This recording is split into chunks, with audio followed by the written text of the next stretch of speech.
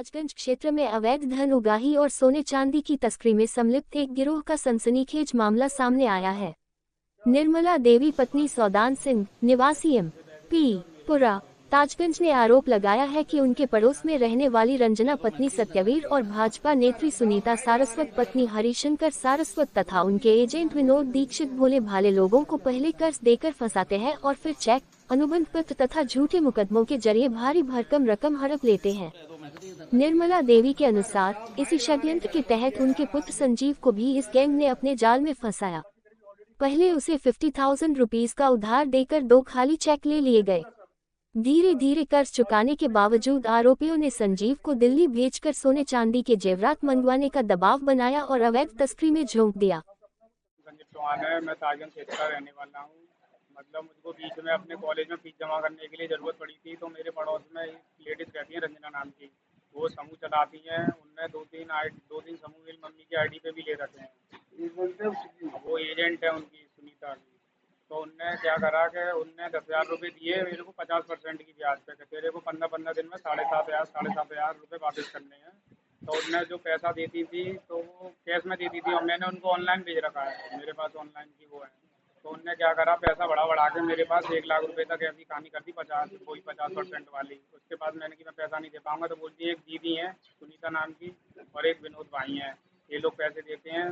तो ये मेरा चेक ले जाके वहाँ पे दे देती हैं कि अपना चेक लेके चलिए और आधार कार्ड लेके चलिए। तो मैं चला जाता हूँ उनके साथ। तो ये वहाँ से 2 लाख रुपए की किस्त बनवा देती हैं। वो 24,000 रुपये पहले ही काट लेती हैं उसमें से। वो 2,24,000 रुपये की वो 12 किस्तें बना देती हैं। मेरे को केवल 50,000 रुपये उसमें से प्राप्त होते हैं। बाकी का पैसा वो रंजन नहीं लेती हैं, वो भरती भी हैं। ऐसे ही थोड़ा और लेन देन करते करते मेरा थोड़ा बहुत लेन देन और हो गया 1 लाख रुपए का आंटी से। तो उनमें वो ब्याज लगा के, तो वो क्या करती थी, जैसे ब्याज का पैसा बढ़ जाता था तो पैसे हाथ में रख देती थी कि वीडियो में बोलते कि मैंने आंटी से इतना पैसा लिया है, इतनी और मैं इतने तारीख को वापस कर दूंगा। वीडियो में वो ब्याज नहीं बोलने देती थी, केवल पैसे ही बुलवा दी थी ब्याज लगा के। तो उनने मेरे ऊपर 4 लाख रुपए कर दिए। मैंने कहा आंटी मैं नहीं दे पाऊंगा। तो उनने मेरे से कहा अगर तेरी जान पहचान में कोई सुनार हो तो उसको मेरा एक काम करवा दे, बिना जीएसटी का गोल्ड बनवा दे। तो मैं तो फंसा हुआ था, मैंने उनकी बात मान ली। तो मैं दिल्ली से लेके आता था उनके लिए गोल्ड। तो वो ज्वेलरी वगैरह बनवाती थी, कभी नेकलेस कभी कुछ ऐसे करके। तो मैं उनके ला के देता रहा, 4 बार ही लेके आया हूँ, कोई ज़्यादा बार नहीं लेके आया हूँ मैं, अगस्त की बात है ये। तो उनने जब वो गोल्ड के लिए पैसा देती थी उस चीज़ की वीडियो बना लेती थी। जब मैं गोल्ड देने जाता था तो मेरा फ़ोन रख लेती थी।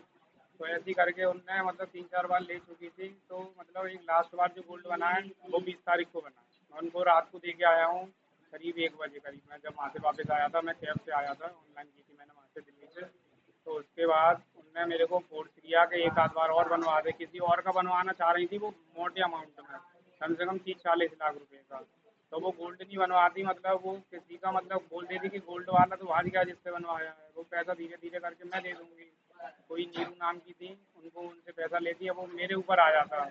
ये बातें उनने रिकॉर्ड कर ली हैं मेरी कि ये ऐसे ऐसे भाग जाएगा ये पैसे लेके। तो उनने क्या करा कि 29 तारीख को मेरे को 3 लाख रुपए ज़बरदस्ती घर बुला के दिए कि लेके जा। 2,70,000 रुपये मेरे को कैश दिया और 30,000 रुपये मेरे को ऑनलाइन दिए, जिसका मेरे पास प्रूफ है। तो बोलता मैं जब घर से जा रहा था तो मेरे को रास्ते में रंजना मिल जाती है। उनने बोला था कि अब कहाँ जा रहा है, मैं किया था वो दीदी गोल्ड के लिए भेज रही है। तो उन्होंने बोला कि पैसे एक काम कर, घर रख जा और वहाँ पे रेलवे स्टेशन जाके फ़ोन कर दीजिए, पैसे चोरी हो गए हैं। तो मैं चला गया, उनकी बातों में आके मैं शायद मान जाए, इस चीज़ से छुटकारा ही मिल जाए मेरे को। मैं तो स्टूडेंट हूँ, अपना करियर भी उन चीज़ों में फंसा हूँ। मैं एडवोकेट अजीत वर्मा। जब ये संजीव वाला प्रकरण मेरे पास आया, ये बच्चा आत्महत्या करने जा रहा था, इसके चाचा भंवर सिंह मेरे पास आए, अरे वकील साहब हमारी मदद करो, हम एक सूदखोर महिला के आतंक में फंस गए। और जब मैंने इनकी जांच करी, पूरे पड़ताल करी, तो मैंने एक एप्लीकेशन सीपी साहब की दी। मैंने आप जाइए पुलिस को अपना प्रकरण बताइए। तो ये वहाँ गए और सीपी साहब को इन्होंने एप्लीकेशन दी। सीपी साहब ने इन्हें आश्वासन दिया आपके मामले में आपकी जांच की जाएगी। उसके बावजूद ये लोगों को अभी तक थाने से फोन नहीं आया। कुछ दिन पहले थाने से ही कोई पुलिसकर्मी इनके पास फोन कर रहा था कि तुम थाने आ रहे हो या हम तुम्हें घर से लेने आए। मैं दीवानी से फ्री होके थाना ताजगंज पहुंचता हूँ। तब मैंने पुलिसकर्मियों से बात की, मैंने क्या जमीन जायदाद और वसूली का पैसा भी पुलिस दिलवाने लग गई। तब वहाँ इंस्पेक्टर ने सुनीता सारस्वत और रजनी को वहां से भगाया और मैंने इस बच्चे को, मैंने आप जाओ, ये प्रकरण कोर्ट का है, अगर इसने पैसा लिया है, जो भी कुछ बात है, आप एक बात दायर करें, अगर चेक है चेक बाउंस करवाएं। मगर ये लड़का बहुत जाल में फंस चुका है। और सीधी बात, आप पत्रकार बंधुओं के माध्यम से मैं कहना चाहता हूँ, इस प्रकरण में और भी ऐसी कई महिलाएं हैं, लोग हैं जो इनके साथ फंसे हुए हैं। कृपया न्याय संगत जांच कर मुकदमा पंजीकृत कराने की आप लोगों से मैं सहयोग चाहता हूँ। इनको न्याय मिले।